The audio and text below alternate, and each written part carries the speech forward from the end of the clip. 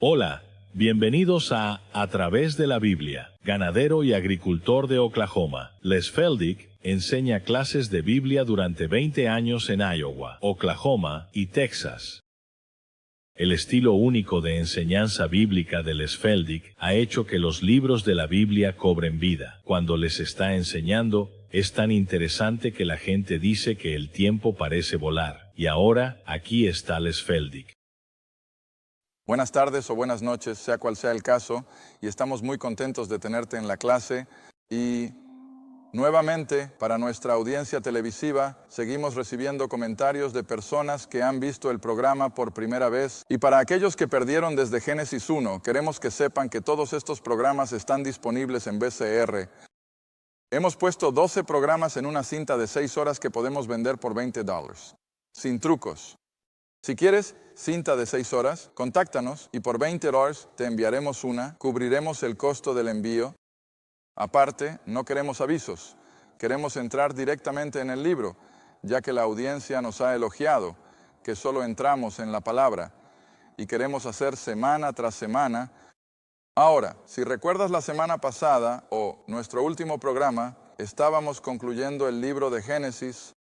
Como un caballero escribió en una de sus cartas, con ironía, estoy seguro, dijo, para cuando terminen Génesis, habrán terminado la Biblia.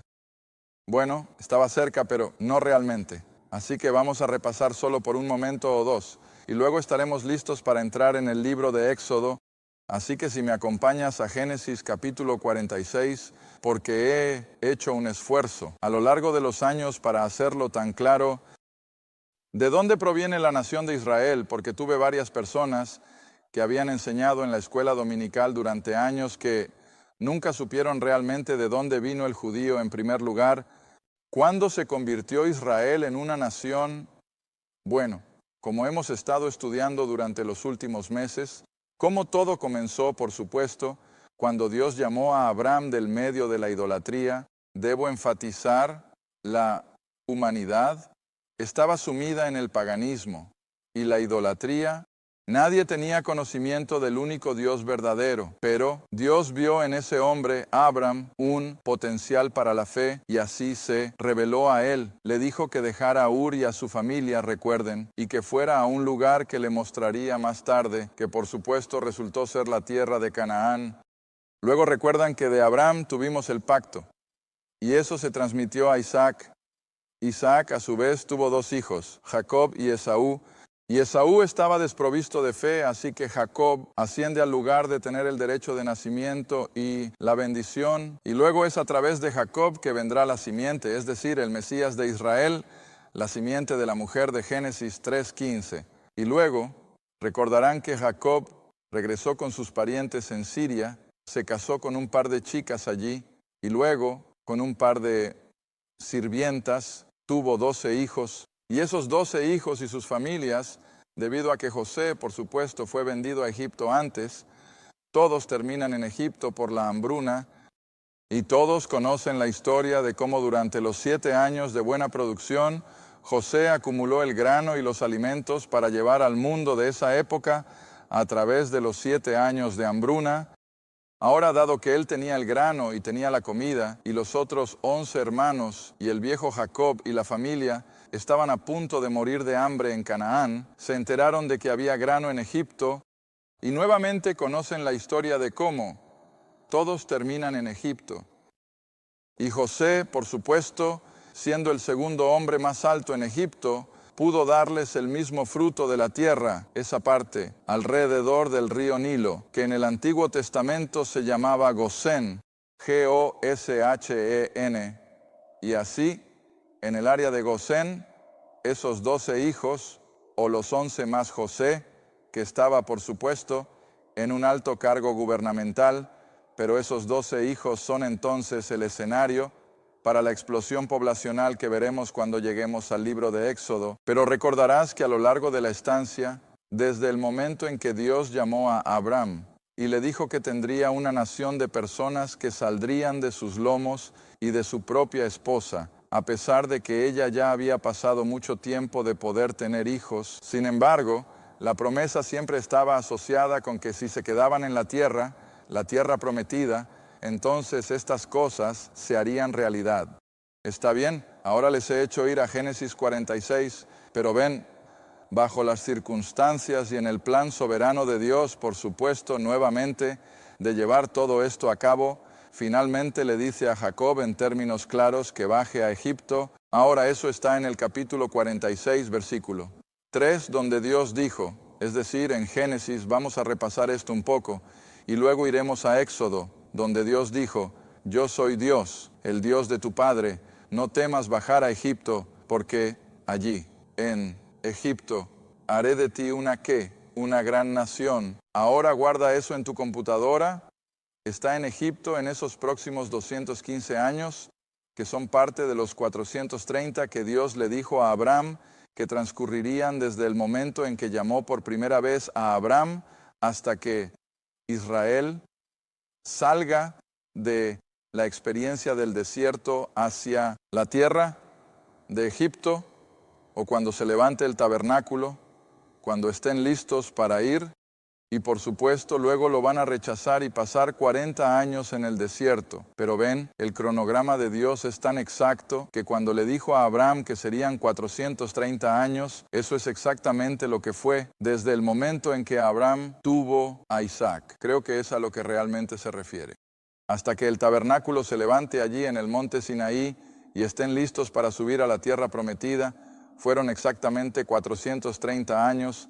Así que está en ese periodo de tiempo, 215 años desde Abraham hasta aquí, cuando Jacob baja a Egipto con toda su descendencia, otros 215 años mientras estarán en Egipto bajo esclavitud, que completan los 430 años. Muy bien, ahora entonces, solo un pequeño comentario más del libro de Génesis, y eso está en el último capítulo, capítulo 50.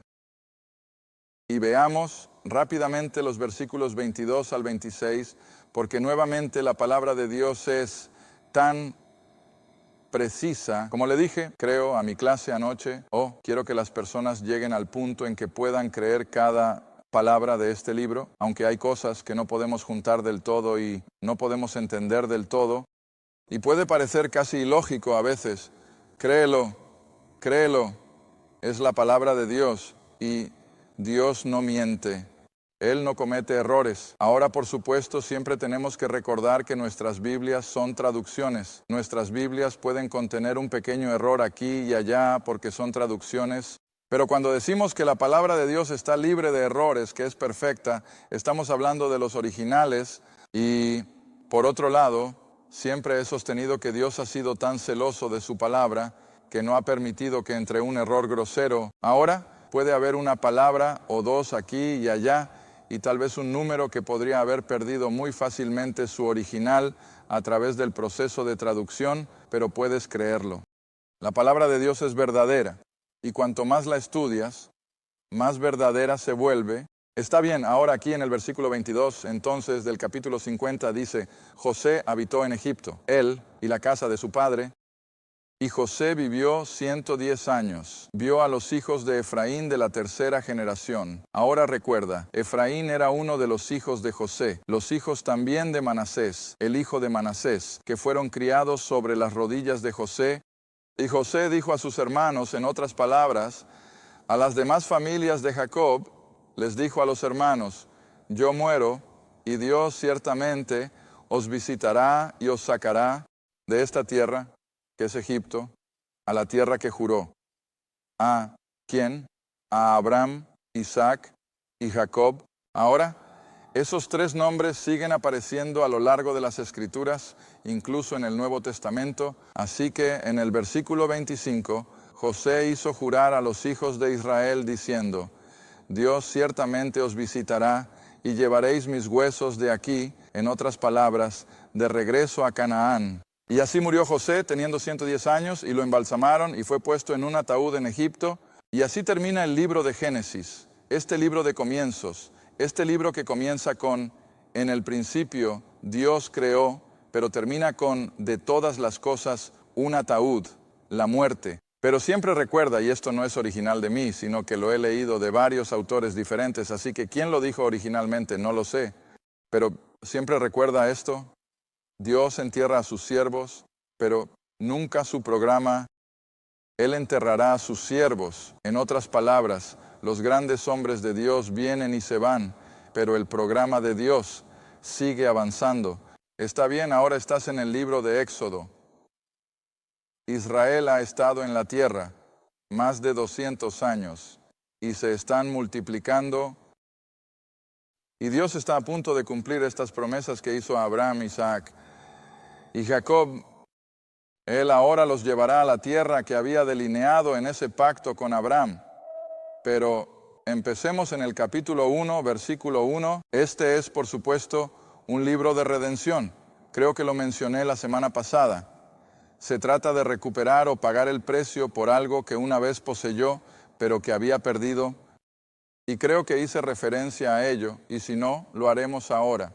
Verás, esta es la idea completa de la redención del hombre en sí, aquello que Dios tenía bajo completo control, Adán y Eva en el jardín. Él tenía comunión con ellos tenían comunión con Él, todo era perfecto. Pero ¿qué pasó? El pecado entró y el pecado separó a Adán y Eva de Dios y por supuesto fuera del jardín. Y así inmediatamente, ¿qué tuvo que instituir Dios? Un plan de redención para poder recuperar, pagar el precio por aquello de lo que había perdido el control. Ahora es de la misma manera aquí con Israel, cuando los hermanos vendieron a José como esclavo. José termina en Egipto. Fue el pecado de los hermanos lo que precipita, lo que hace que la antigua bola comience a rodar, que Dios perdió el control de su pueblo. Pacto.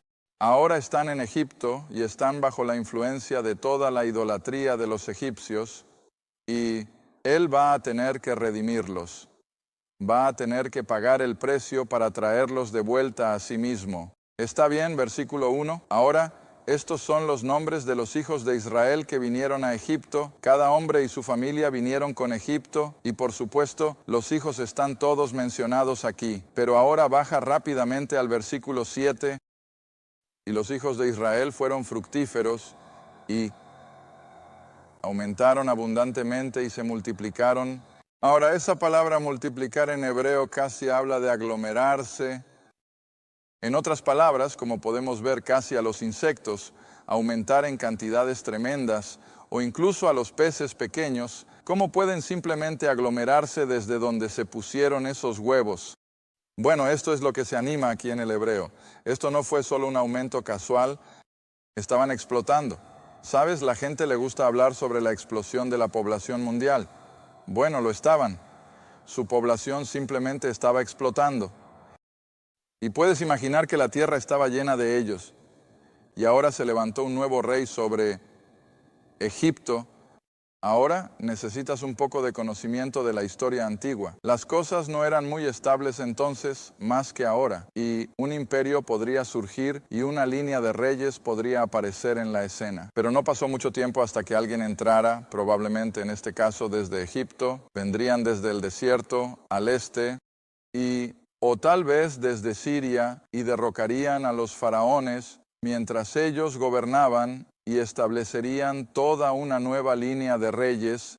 Y creo que de la historia antigua esto es lo que podemos deducir, que la línea de faraones que había estado en el trono desde la llegada de José, y mientras Jacob llevaba a sus hijos a Goshen, eran amigables con los israelitas y se llevaban bien, pero llega un nuevo línea de faraones que no conocían a José y no tenían nada que ver con estos acuerdos que los faraones de antaño habían hecho con José y su descendencia. Así tenemos un nuevo faraón que no conocía a José y dijo a su pueblo: he aquí, el pueblo de los hijos de Israel es más y más poderoso que nosotros. Ahora, cuando lees cosas como esta, solo tienes que detenerte y preguntarte cómo sería. Aquí están ustedes, nativos de esta tierra, y de repente tienen personas que vienen de fuera de sus fronteras, que no son parte de su linaje en absoluto, y están comenzando a multiplicarse tan rápido que los están superando. En número, bueno, ¿cómo empezaríamos a sentirnos como estadounidenses? ¿Por qué? ¿Comenzaríamos a sentirnos un poco a la defensiva también? No. Y comenzamos a decir, ahora, un momento, estas personas nos están superando en número y no pasará mucho tiempo. Simplemente nos quitarán del escenario y ellos tomarán el control y no tendremos nada. Bueno, eso es exactamente lo que estaba sucediendo aquí. Y así los faraones y el pueblo egipcio se estaban preocupando, no fuera que estos israelitas, con su creciente número, pudieran superarlos. Y de nuevo recuerda, en la antigüedad no se necesitaba mucho para derribar a un rey del trono y establecer a otro. Ahora, cuando dice que son más y más poderosos que nosotros, versículo 10, ven y tratemos sabiamente con ellos, no sea que se multipliquen y suceda que cuando estalle una guerra se unan también a nuestros enemigos y luchen contra nosotros. Así que sáquenlos de la tierra. ¿Cuántas personas crees que estaba mirando el faraón y su gabinete? Bueno, quiero que olvides los pocos miles que Cecil B. DeMille reunió para su película Los 10 Mandamientos. Son millones, millones. Y si dudas de eso, veamos Génesis, Éxodo, Levítico, Números capítulo 22. Números 22. Ahora, para este momento, por supuesto, han terminado sus 40 años de vagar por el desierto y Moisés los está guiando hacia el sureste de Canaán a través de la tierra que se llamaba Moab, para que pudieran entrar desde el lado este del río Jordán, allí frente al Mar Muerto. Pero a medida que atraviesan la tierra de Moab, el rey de Moab se pone tan nervioso como lo estaban los faraones. Y así, conoces la historia de cómo enviará a buscar al falso profeta Balaam. Bueno, ahora, estaremos viendo esto algún día cuando lleguemos al libro de Números, pero solo quiero que veas de dónde obtengo esta cifra de 3 a 7 millones de personas que saldrán de Israel en la noche de esa Pascua. En el capítulo 22, versículo 4, y Moab dijo a los ancianos de Madián, ahora, esta compañía, que es de israelitas, devorará a todos los que están alrededor de nosotros, como el buey devora la hierba del campo. Versículo 5. Envió mensajeros, por lo tanto, a Balaam, hijo de Beor, a Petor, que está junto al río, la tierra de los hijos de su pueblo, para llamarlo diciendo, ahora observa el lenguaje. He aquí, ha salido un pueblo de Egipto. Cubren la faz de la tierra. Ahora, por supuesto, eso es un juego de palabras, sin duda. Pero, sin embargo, en versículos posteriores, cuando el rey de Moab lleva a Balaam a una alta montaña, y él dice, ahora mira, y dice, no puedes ver el final de ellos. Fueron más allá del horizonte, incluso desde un lugar alto. Ahora, eso no son unos pocos miles. Eso fueron varios millones. Ahora, volví a consultar mi censo de 1990, así que estoy seguro de que no estaré muy desubicado con mis cifras. Pero Dallas-Fort Worth, el Megaplex, los condados de Tarrant y Dallas, juntos en este momento, tienen entre 3 y 4 millones de personas. Así que cuando nos preparemos para tratar con los hijos de Israel saliendo de Egipto, quiero que imaginen algo como Dallas-Fort Worth mudándose. Quiero decir, es asombroso, y aún así creo cada palabra de ello. No tengo duda de que así es como sucedió. Bien, ahora aún no te he dicho. Creo que tal vez esté en el capítulo 26 de Números. En el capítulo 26 baja hasta el versículo 51 y luego, cuando tengas un poco de tiempo, siéntate con tu computadora o calculadora y haz algunos cálculos usando tu propia lógica y ve qué obtienes. Versículo 51, estos fueron los contados de los hijos de Israel, 1730. Pero creo que dice antes en el capítulo que estos, sí. Regresa ahora al versículo 2 del capítulo 26. Ese no es el total. 600,000 no eran el número total de israelitas, sino que solo eran ese selecto grupo. Y aquí viene ahora en el versículo 2, toma la suma de toda la congregación de los hijos de Israel de 20 años. En adelante, todos los que son capaces de ir a la guerra en Israel. Ahora, en Israel, la edad considerada apta para el servicio militar era de 20 a 30 años. Ahora, todo lo que tienes que hacer es, como dije, tomar tu computadora y simplemente sentarte. ¿Cuántos otros miembros de la familia estarían involucrados para traer a un joven soltero entre 20 y 26 años? Y te diré algo, tus números comienzan a acumularse. Y así, para obtener 600,000 jóvenes con capacidad militar, solteros, no aceptarían a hombres casados, solteros. Tienes que tener un mínimo de 3 millones de personas en total, cuando incluyes a padres, abuelos, hermanas, otros hermanos y todo eso. Pero, como digo, solo estoy haciendo eso para que sepas de dónde obtengo este número de 3 a 3 o incluso más. Incluso he dicho en ocasiones hasta 7 millones, porque había una multitud mixta que salió con ellos también, que probablemente eran muchos de los egipcios y varios otros grupos que estaban allí en ese momento. Está bien, ahora creo que volverás rápidamente al capítulo 1 de Éxodo, versículo 11. Así que ahora, para frenar esta explosión demográfica entre los israelitas, por lo tanto, los egipcios pusieron sobre ellos capataces para afligirlos con sus cargas. Y como parte de su esclavitud, entonces, construyeron para el faraón ciudades de tesoro, Pitón y Ramsés. Pero cuanto más eran afligidos, más se multiplicaban. Y se afligieron por causa de los hijos de Israel, y así los hicieron servir con rigor.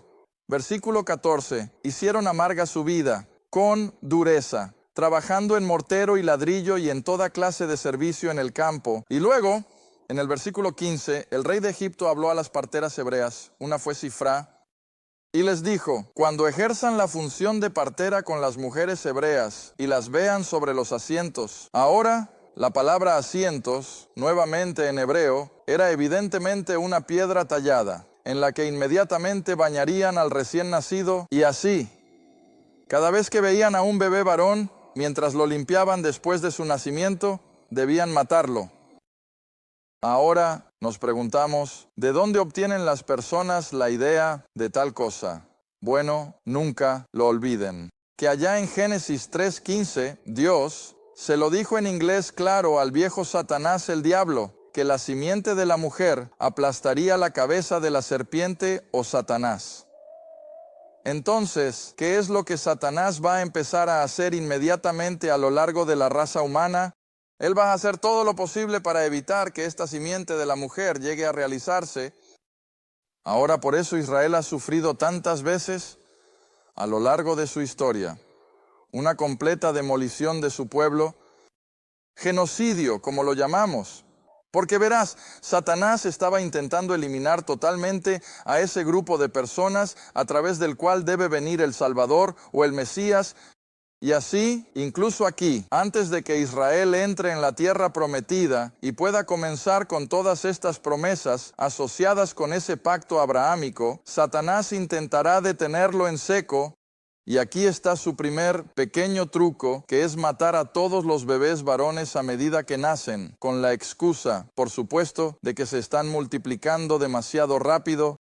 Así que, versículo 17, ellas temían a Dios y no hicieron como les mandó el rey de Egipto, sino que salvaron a los niños varones vivos.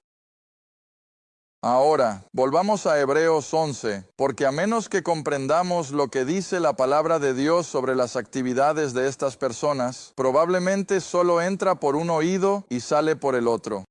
Pero hay más que eso.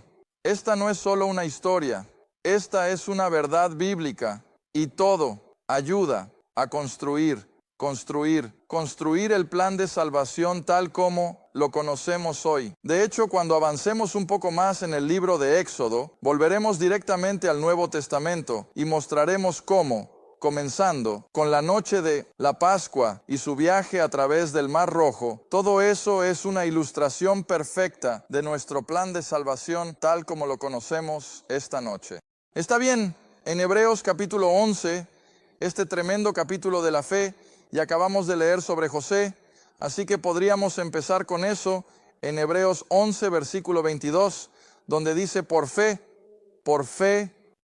Por eso José dijo, cuando salgan de este lugar, llévense mis huesos con ustedes. Ahora siempre tenemos que volver, y por definición, ¿qué es la fe? Sabes, me molesta cuando leo o escucho a la gente decir, bueno, soy de la fe metodista y soy de la fe católica o soy de esta fe. Oye, escucha, eso no es fe. Eso no es lo que significa la palabra fe. La fe significa aceptar a Dios, a su palabra. ¿Qué dice Romanos? ¿Qué es Romanos? Capítulo 9. Bueno, dice, la fe viene. ¿Cómo? Por el oír, pero el oír por la palabra de Dios. Así que no puedes ejercer fe hasta que Dios lo hable. José no podría tener fe en el hecho de que Israel algún día saldría de Egipto a menos que Dios había dicho que lo harían, ¿ves? Y sabiendo que eso es lo que Dios dijo, José podría con toda la fe a su disposición decir, llévense mis huesos porque van a salir. Dios lo dijo, y es así en cada aspecto de cómo Dios trata con nosotros. Que cuando Él dice algo, es cuando tenemos que creerlo, y no antes. Está bien. Entonces, el versículo 23. Simplemente saltaremos a eso. Volveremos a él en Éxodo en un momento. Así que fue por fe que cuando nació Moisés, lo escondieron 3 meses. En lugar de haberlo matado como habían ordenado los egipcios. Y así fue por la fe de los padres de Moisés que lo escondieron, porque vieron no a través de los ojos físicos tanto, sino a través de los ojos espirituales. Y sabían que lo que Dios había prometido, lo que Dios había dicho, Dios lo cumpliría. Y a través de esos ojos de fe, vieron en este pequeño infante la obra de Dios. Y así tomaron sus oportunidades. Y nunca olvides, nada sucede por accidente. Todo esto se está desarrollando soberanamente. Como Dios lo ha ordenado. Muy bien, ahora entonces, si regresan por un momento de cierre, de nuevo a Éxodo, y al menos terminaremos el capítulo 1. Y así, cuando las autoridades descubren que las parteras no están matando a todos los bebés varones como se suponía, entran en el versículo 18 y dicen, ¿por qué han hecho esto y han dejado vivos a los niños? Y las parteras dijeron a Faraón, porque las mujeres hebreas no son como las mujeres egipcias, son vivaces, son fuertes. ¿Quieres recordar que Dios ha tenido su mano sobre ellas? Y antes de que las parteras lleguen, ya han dado a luz. Entonces el versículo 20, por lo tanto, Dios trató bien a las parteras, y el pueblo se multiplicó, y se hizo muy poderoso. Y sucedió que porque las parteras temían a Dios, Él les hizo casas, y Faraón ordenó a todo el pueblo diciendo, cada hijo que nazca lo echarán al río, es decir, al Nilo, para destruirlos, y a cada hija la pueden mantener viva. Pero, escucha, Dios está velando por su pueblo Israel. Así como lo hace hoy, nadie va a destruir la nación de Israel esta noche porque son el pueblo del pacto de Dios. Gracias por ver A Través de la Biblia con Les Feldick, un estudio bíblico semanal. Si deseas más información sobre los ministerios Les Feldick, un estudio bíblico en tu área, o sobre este programa, escribe a Les Feldick Ministries, Ruta 1. Caja 760, Quinta, Oklahoma 74552. Esa es Ruta 1. Caja 760, Quinta, Oklahoma 74552. A Través de la Biblia con Les Feldick es apoyado por los espectadores y su donación es apreciada